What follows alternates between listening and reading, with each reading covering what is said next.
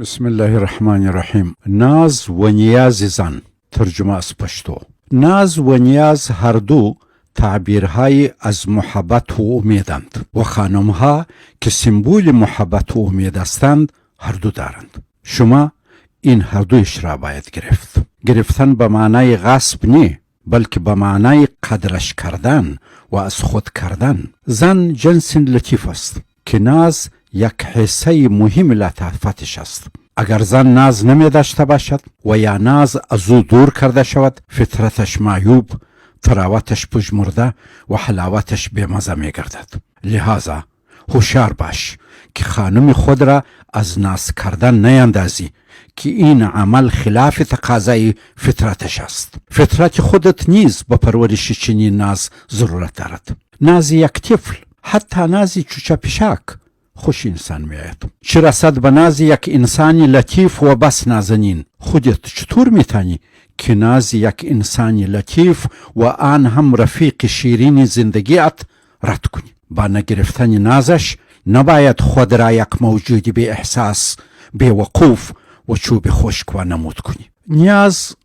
نیز مثل ناز حصه مهم حیاتی زن است. خانمتان شما را به حج شریک زندگی خود میداند که شاید شما آنقدر ندانسته و یا درک نکنید. او هرچی را در تو میبیند و همه امیدهای خود را با تو گره کرده است. نیاز از همین گره امید و پیوند ارزو پیدا می شود. هر قدر امید زیاد می باشد به همان اندازه نیاز زیاد است. نیاز ما به خداوند عزوجل ناشی از امید ما به آن ذات اقدس است. این امید ماست که سر نیاز ما را به دربار خداوند فرود آورده است. پس آرزو و امیدهای زن را نباید خراب کرد و از خود او را ناامید نباید ساخت. این که خانمت دور تو میچرخد، بدان که تو را کعبه خود دانسته است. روی او را از خود مگردان و خود را به دست خود بی حرمت و بی قدر مساز. اگر تو فکر میکنی که زن چوب تر و نرم است و باید به طبیعت خود آن را پیچ تاب داد، باید متوجه بود که او طاقت پیچ تاب زیاد ندارد. در نرمی سخت است و از تصور تو زیاد و زودتر خواهد شکست و اگر شکست باز پیوند نمی خورد. خانمت تو را سایه بر سر